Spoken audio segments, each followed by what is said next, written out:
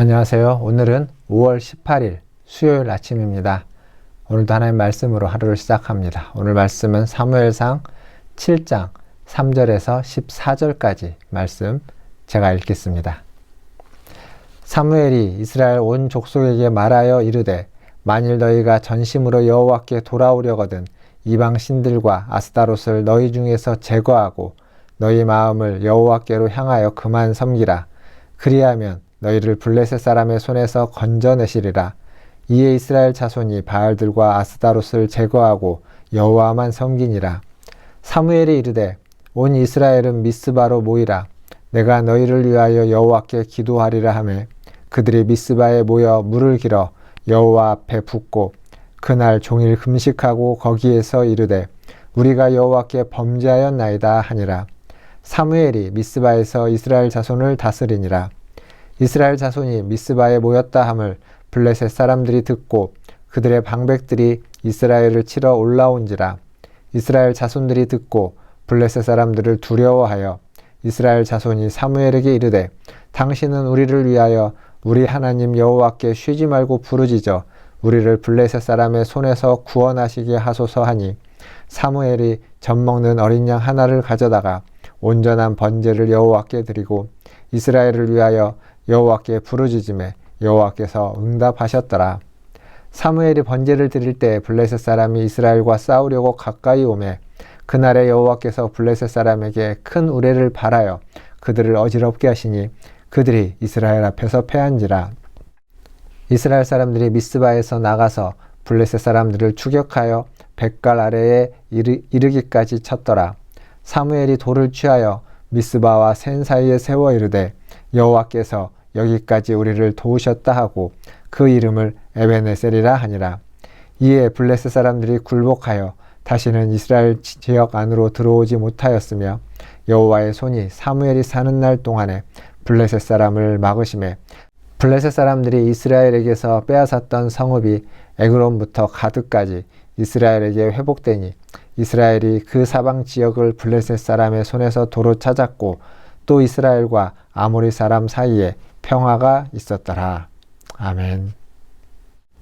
오늘 말씀에서 여호와의 궤는 이스라엘에게 돌아왔지만 이스라엘은 아직도 여전히 블레셋의 영향력 아래 있었습니다.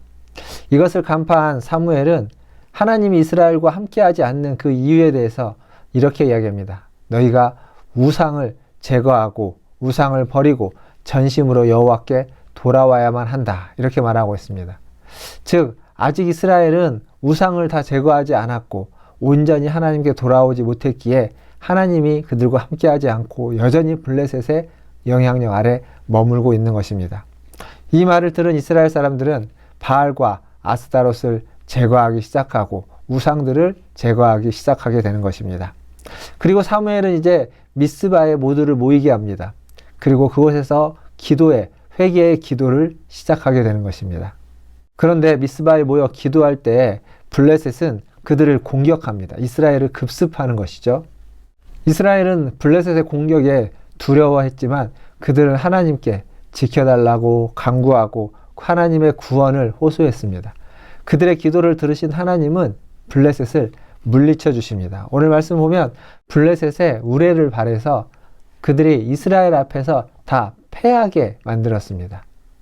기도함으로 이스라엘은 새로운 회복을 시작했고 또 위기의 순간 그 기도를 통해서 하나님의 구원을 하나님의 역사를 경험했던 것입니다. 그래서 12절에 가보면 이렇게 얘기하죠. 사무엘이 돌을 취하여 미스바와 센 사이에 세워 이르되 여호와께서 여기까지 우리를 도우셨다 하고 그 이름을 에베네셀이라 하니라. 즉 그 하나님께서 주신 승리를 기념하기 위해서 한 돌을 세워놓고 하나님께서 여기까지 우리를 도우셨다. 에베네셀의 하나님을 찬양하고 있습니다. 승리를 기념하는 돌을 세우고 에베네셀이라고 외치고 있는 것입니다. 이 전쟁은 철저하게 하나님의 손에 의해서 하나님이 승리를 주셨다는 믿음의 고백이기도 하는 것입니다.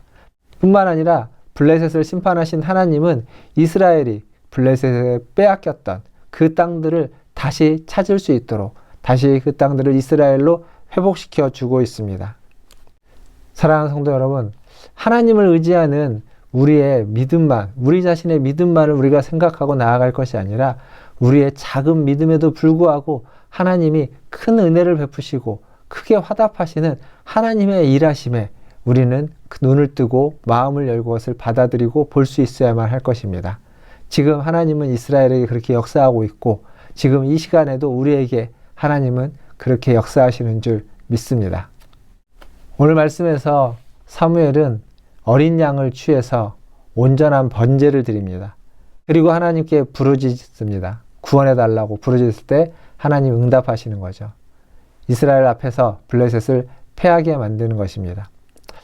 여호와께 돌아가고 여호와를 찾고 그리고 여호와가 요청하는 그 모든 일들을 순종하고 행하는 것, 그것은 하나님의 백성으로서 하나님의 사람으로서 하나님의 부르심을 받는 자로서 마땅한 일이 될 것입니다.